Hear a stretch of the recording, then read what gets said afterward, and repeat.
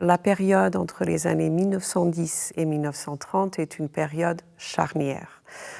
C'est une période qui va assister au développement du grand cinéma documentaire, qu'on associe en particulier à un film de Flaherty qui s'appelle Nanook l'Esquimau, donc qui est un film de 1922 et qui symbolise en quelque sorte la naissance du grand documentaire.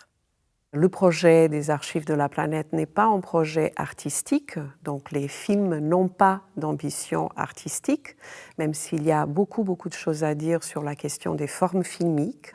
Mais globalement, on a affaire à un regard documentaire, souvent très descriptif sur la ville. D'autres fois, un peu plus attractionnel et spectaculaire, mais toujours vraiment de l'ordre de la production de documents. On est en train de documenter la vie, le quotidien à Paris, en particulier dans les années 1920.